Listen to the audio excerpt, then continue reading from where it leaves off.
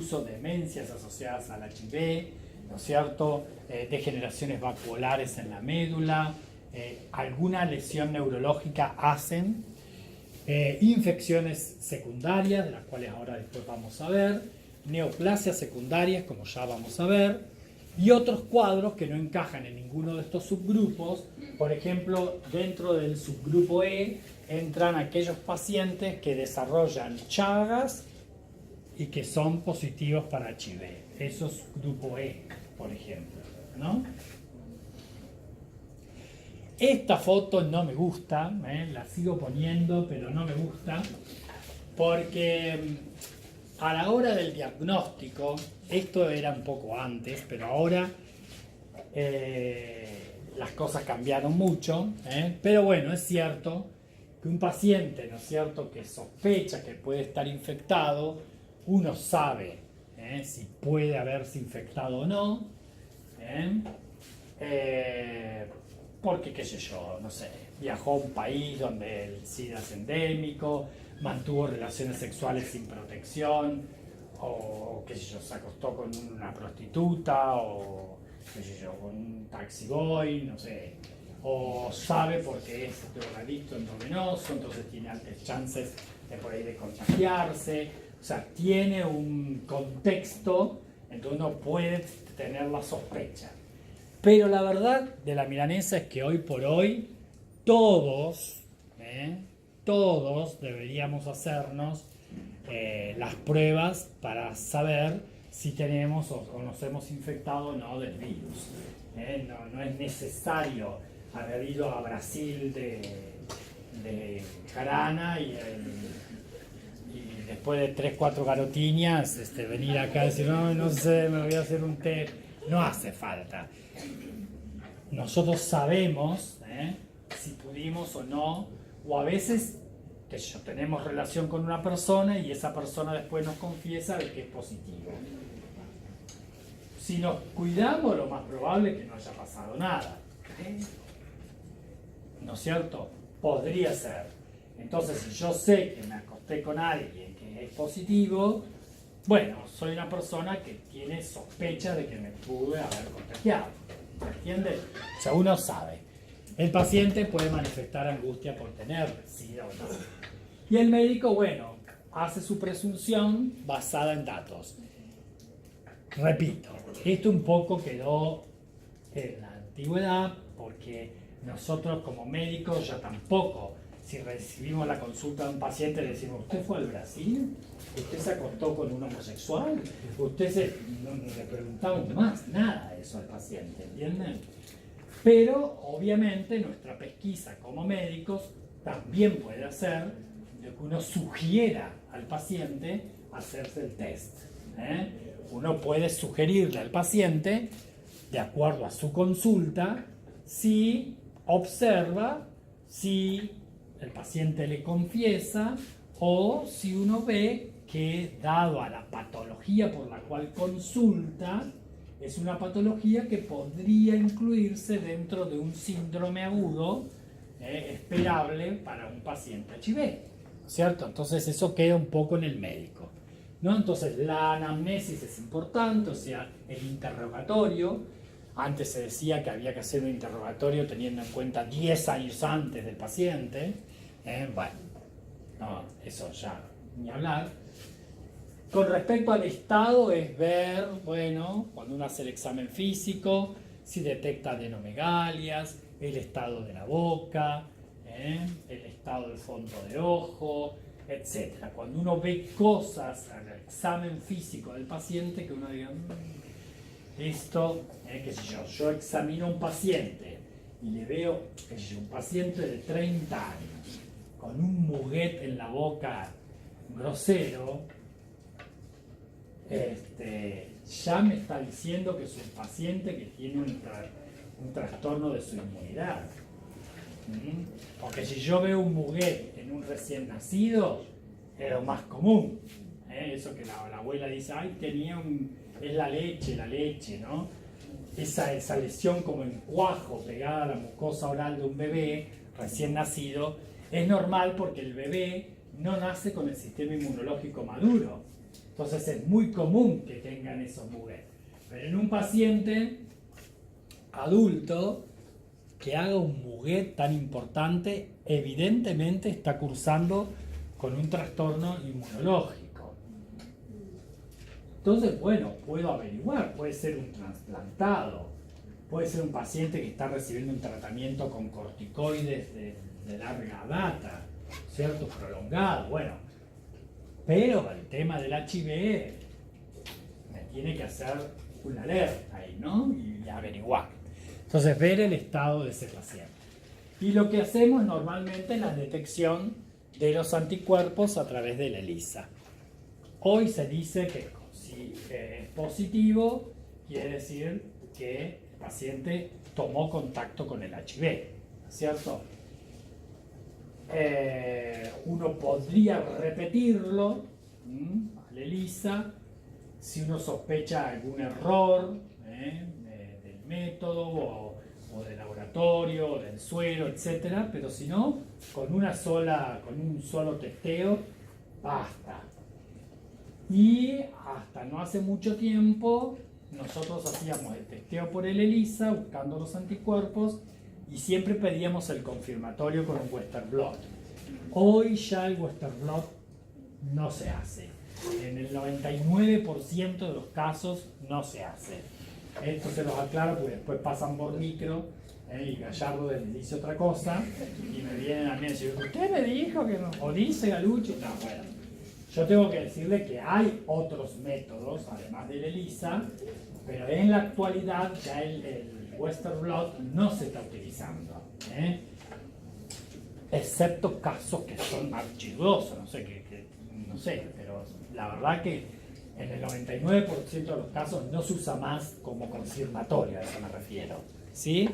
Y por supuesto que hay eventualmente existe la posibilidad de detección de antígenos del virus, que eso tampoco se hace de rutina, por PCR, por inmunización in situ, etc. Casos pediátricos a veces se hace, casos pediátricos, o en periodo de ventana, pero la verdad que el RIPA o que la inmunoprecipitación o el shot, ¿cómo se llama el otro estudio? Dot shot, que es para también buscar antígenos, no se hace de rutina, no se hace de rutina. Disculpe, una preguntita, el que se hace comúnmente, digamos, en los hospitales públicos es el test de ELISA. Está. De los cuales, lo que pasa es que antes existía el test de ELISA, pero ahora ya van por la cuarta o quinta generación del test de ELISA, o sea, se ha modernizado ese test y ahora es mucho mejor, porque en la última generación, que creo que es la cuarta, no sé si ya existe una quinta, pero sé que hay una cuarta generación de test de ELISA, en donde no solamente busca anticuerpos contra el HIV, sino que detecta P24 también. Entonces es muy, muy, muy sensible y específico, ¿no? Habíamos dicho que el test de ELISA se describió para buscar HIV en el 85. Entonces, ¿qué me dice si el test de ELISA es positivo? ¿Qué me dice si el test de ELISA es positivo? Bueno, me dice que el paciente está infectado por HIV, ¿sí? Obviamente que puede infectar a otra persona y que es peligro de contagio durante toda su vida. Esas cosas debo aclarárselas al paciente. Entonces, cuando uno dice test de ELISA positivo, paciente se larga a llorar. Entonces uno tiene que explicarle de que es positivo para el virus, pero eso no quiere decir que van a ser SIDA. Es muy importante la detección, porque si yo sé que estoy infectado, todavía no hice nada, y a mí me ponen tratamiento, lo más probable es que nunca haga nada y nunca haga el síndrome, ¿sí? El SIDA en sí. Entonces es muy importante saber que una cosa es la infección y otra cosa es la enfermedad, ¿sí? Muy bien. Por supuesto, no quiere decir que no está inmune contra el HIV, porque la persona dice, bueno, ya tengo el virus, hice anticuerpo, entonces no me voy a volver a infectar. puedo seguir manteniendo relaciones tranquilo que no me voy a volver a infectar. No, no está inmune contra el virus. Y recordemos que el virus tiene cientos o miles de formas de presentación. Cada uno nos contagia un virus que es distinto de otro, a pesar de ser del mismo tipo. No significa eso, como decíamos recién, que desarrollará el síndrome. ¿Sí? ¿Qué implica que el test me dé negativo? Bueno, me da negativo quiere decir que no tiene anticuerpos contra el HIV. Por lo menos el ELISA no detectó anticuerpos contra el virus. Eso quiere decir. Pero no me afirma que no está infectado. Si la técnica de ELISA es negativa, aparentemente no detectó anticuerpos o no hay una cantidad de anticuerpos suficientes como para que el test me dé positivo. Pero eso no quiere decir que no esté infectado, ¿no es cierto? Ojo, porque el paciente puede estar en este periodo, 4 a 12 semanas de periodo de ventana, en donde la cantidad de anticuerpos es lo suficientemente poquita para que el test se torne positivo, ¿sí? Ojo, puede ser un falso negativo o puede ser un estadio muy avanzado de SIDA, en donde el test me da negativo. Entonces, ojo con eso. ¿Y el falso negativo? Entonces, en esos casos, si yo tengo mucha sospecha y me dio negativo, por ahí puedo repetir al tiempo el ELISA. ¿Sí? Y lo más probable es que ahí me dé positivo. En su defecto, podría utilizar alguna de las otras técnicas que son más sensibles, como el confirmatorio por Western blot. El confirmatorio por Western blot también, bueno, podría usarlo en estos casos. ¿Sí? ¿Qué me quería? No sé qué me quería preguntar. El falso negativo, ¿qué puede ser? Por una... Otro tipo de infección. Otro tipo de infección que me eleva anticuerpos, que el test lo detecta, pero no son anticuerpos contra el HIV. Sí. ¿Cómo? Sí, pero en este caso se utiliza la técnica que busca anticuerpos, porque hay una ELISA que busca antígenos. Sí, es cierto, hay una ELISA que busca antígenos. Claro, por eso estoy diciendo que ahora ya hay una generación de la ELISA, que es la cuarta creo, que busca la P24, que es una proteína antigénica justamente del virus. Bueno, existen algunas pruebas rápidas. Pinchando el dedo, se puede hacer también, o en sangre o en saliva se puede hacer también, pero lo más común es que se haga en el dedo, que esto es lo que se hace generalmente cuando uno va, no sé, se hacen esas campañas contra el SIDA en la plaza, que uno va y quiere saber, entonces va ahí, en 20 minutitos le dicen si está infectado o no está infectado. Las pruebas rápidas tienen un resultado así rápido, y detecta la infección hasta 3 meses después del contacto. Entonces también es útil hacer este tipo de prueba. Bueno, respecto a la prevención, 2 palabritas. Por supuesto que con respecto al contacto social, ya dijimos, ¿no es cierto?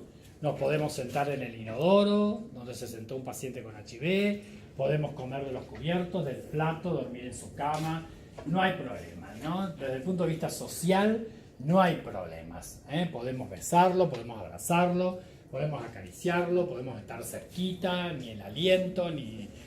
no pasa nada. Podemos trabajar con un paciente HIV, ir al colegio, no pasa nada.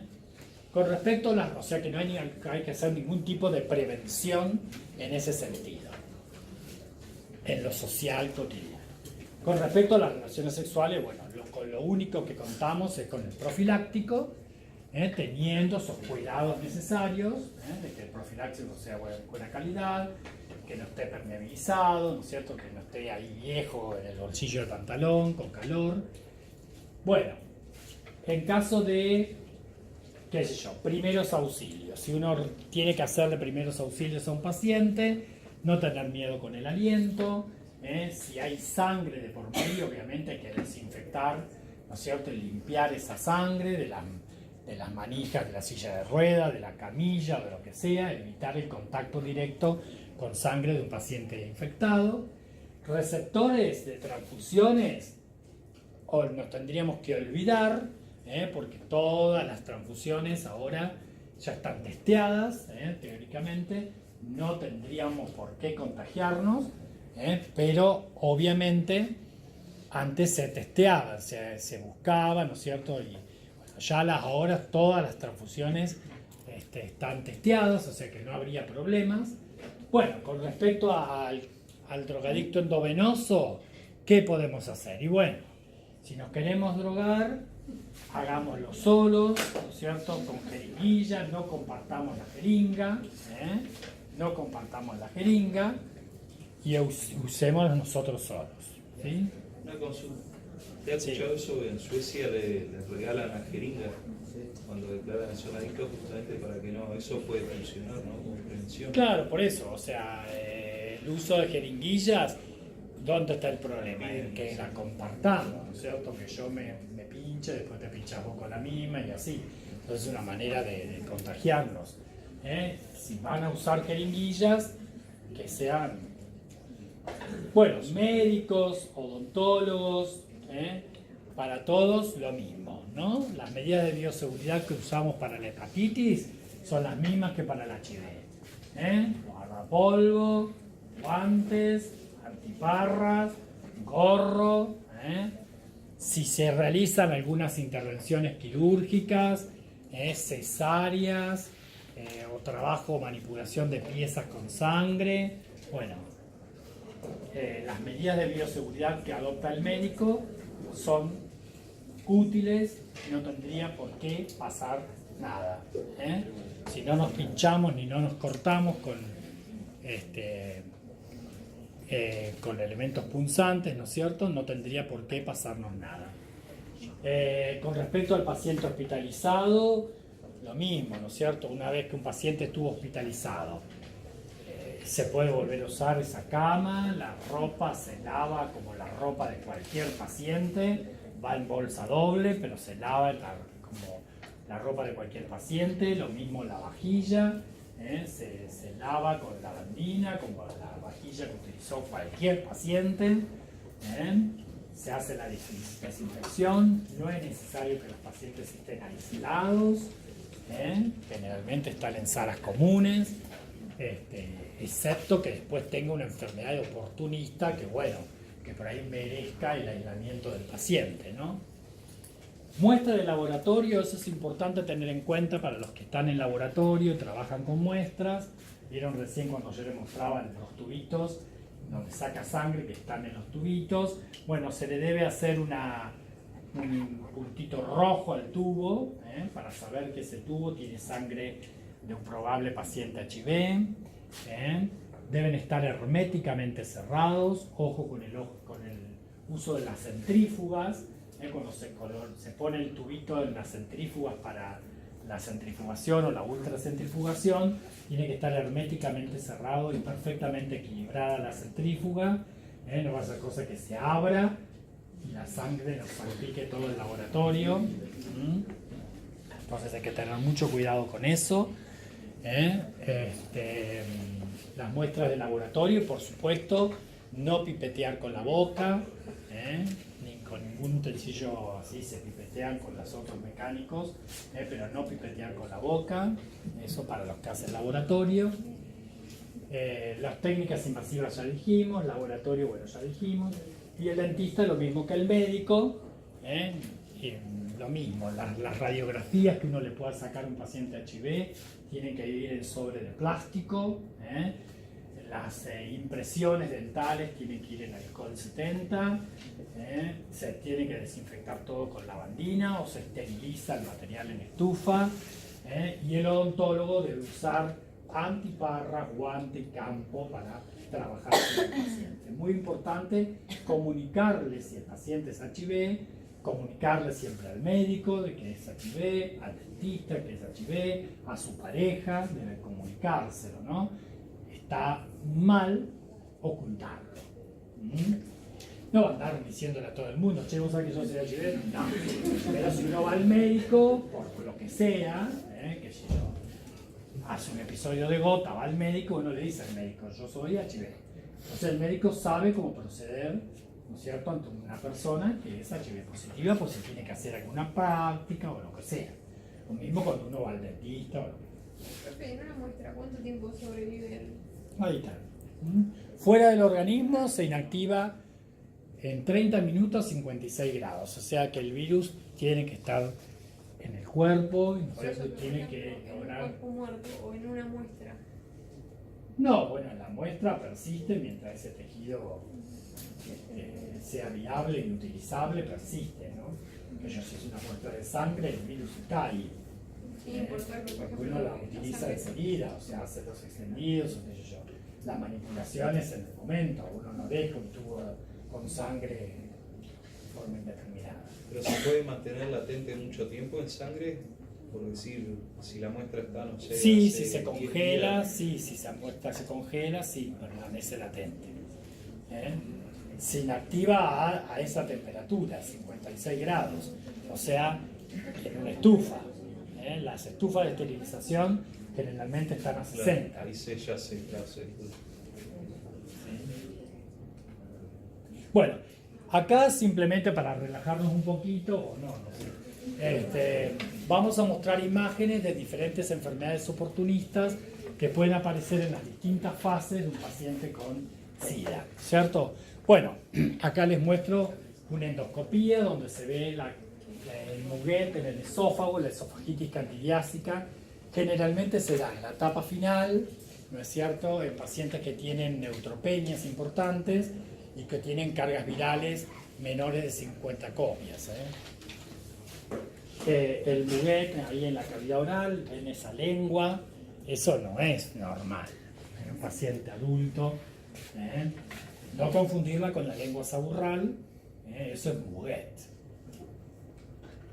Bueno, entonces uno busca las hifas y los esporos de cándida, especialmente con técnica de Paz. La otra infección oportunista importante que siempre se asocia, esta se asocia mucho con el Pneumocystis gyrovesi, que es el citomegalovirus, que produce estas lesiones citopáticas en células. En este caso, vemos la lesión citopática en células de los alvéolos del pulmón. Y en aquel caso, vemos la lesión citopática en células epiteliales de las glándulas del colon. ¿Sí? Porque básicamente hace, ¿no es cierto?, colitis por citomegalovirus, neumonitis por citomegalovirus, coriamnionitis por citomegalovirus, pueden hacer esas lesiones. Acá ven la retinitis por el citomegalovirus.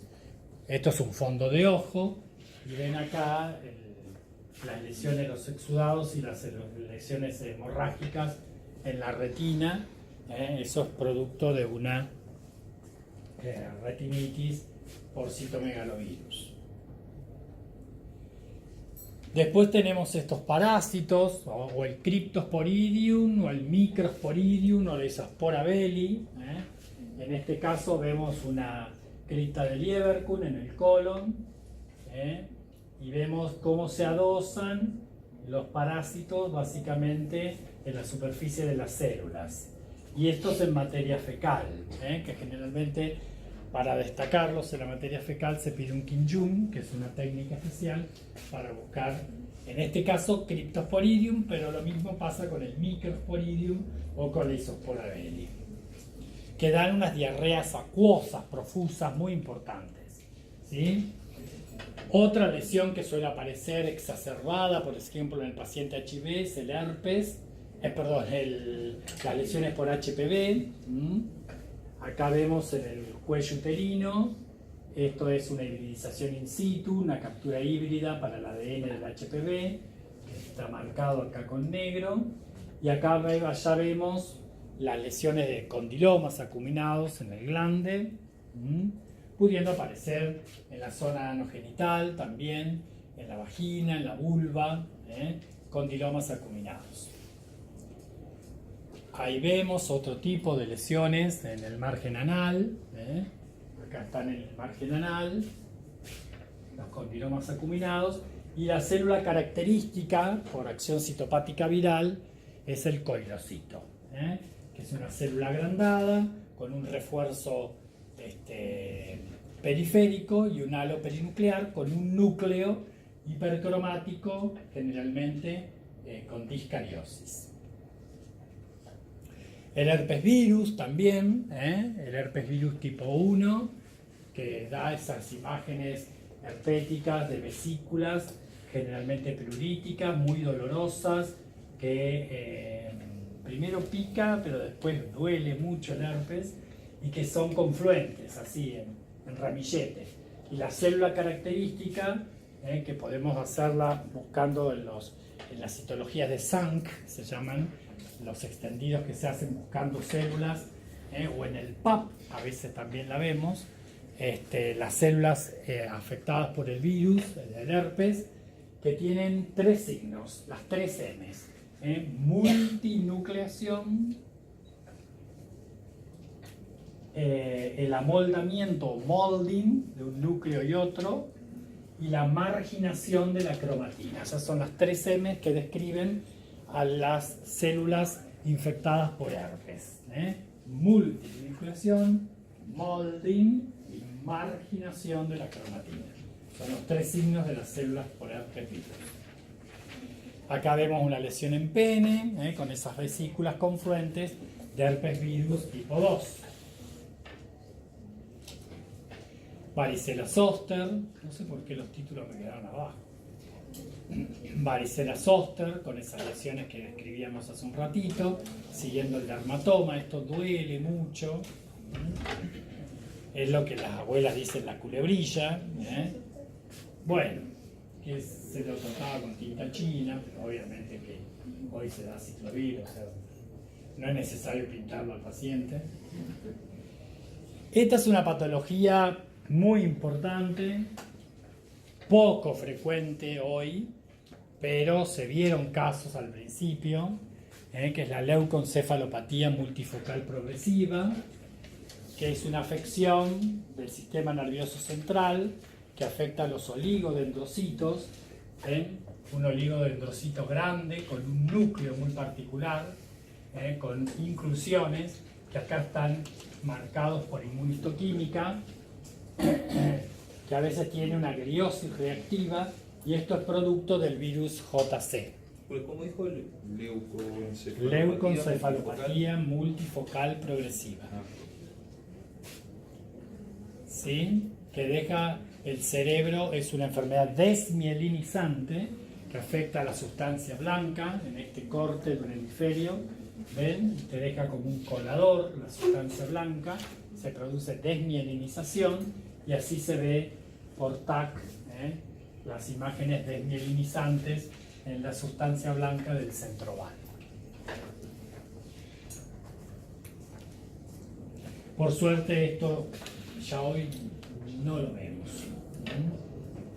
El molusco contagioso, que lo vimos hoy, en este caso múltiple, generalmente facial, con esas típicas lesiones cupuliformes, producida por el pox virus, que es el virus más grande del ser humano, que da esa lesión cupuliforme, acantótica, endofítica, con esa formación de cuerpos de molusco, que son esas inclusiones eosinófilas dentro de las células de los queratinocitos, de la capa granulosa y del estrato córneo. Cuerpos de molusco que son GIEMSA positivos, hacen el diagnóstico de esta lesión tan característica que ven que es como un cráter que elimina en el centro un material que parece cuajo de leche, cuajo blanco. Molusco contagioso.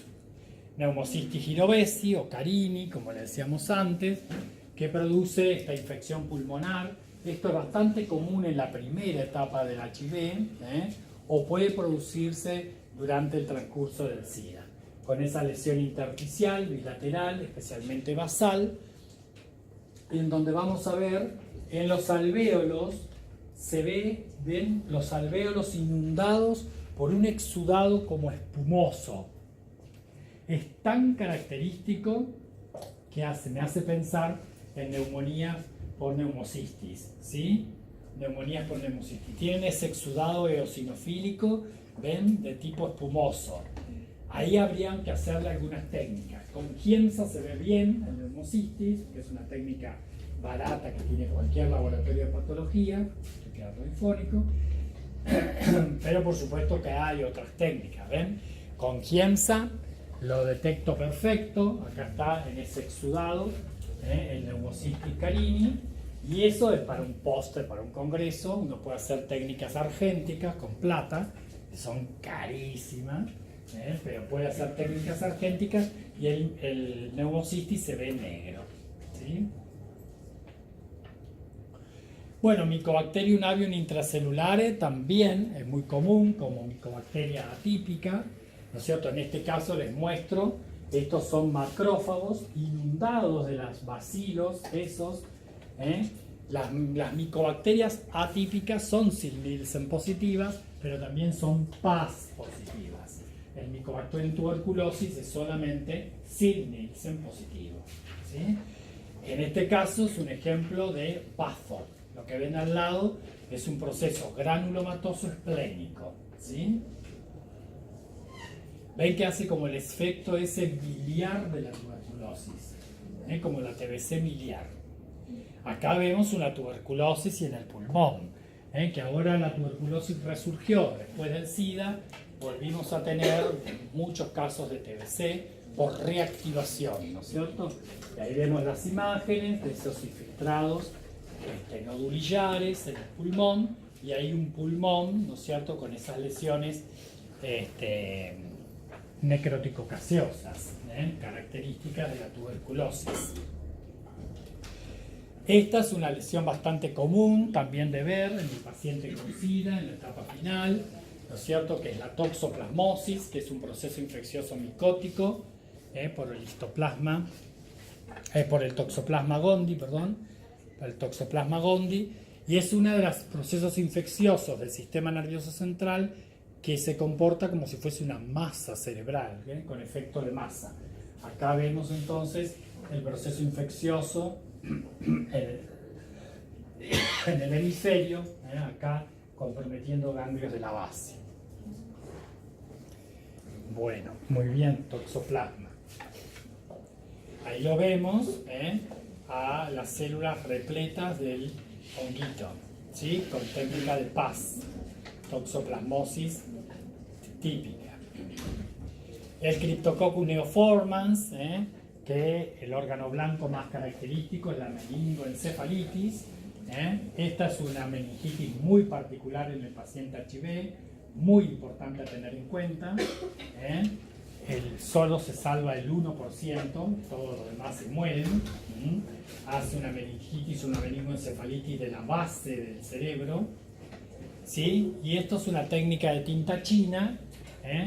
Ustedes cuando sacan líquidos cefalorraquídeos tienen un síndrome meningio, entonces sospechan meningitis, por lo tanto sacan líquido cefalorraquídeo. Esa es la conducta.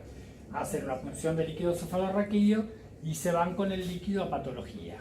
Entonces le dicen sospechamos criptococo, porque es un paciente HIV. Entonces, ante la sospecha de criptococo, tienen que traer el líquido cefalorraquídeo sin fijador, sin formol, porque si me lo traen formolizado no sirve para hacer esta técnica rápida que es la tinta china. Nosotros coloreamos, hacemos los extendidos, le ponemos tinta china y con la tinta china sobre ese fondo negro se ven los esporos del hongo. Algunos podemos verlos así con gemación. Esto es bien característico. Cuando vemos la gemación no nos queda duda de que eso es un criptococo, ¿sí? Ya lo vamos a profundizar la próxima semana. Bueno, hay formas de criptococo en piel. La criptococosis neoformans en la piel da este tipo de lesión nódulo ulcerada, ¿no es cierto? Pero si yo recibo una biopsia para buscar criptococo en tejidos, que no sea el sistema nervioso, en tejidos, porque una cosa es buscarlo en líquido cefalorraquídeo y otra cosa es en este caso en una biopsia cutánea. Si lo busco en el tejido, lo hago tinta china. Lo que hago es musicarmín de Meyer.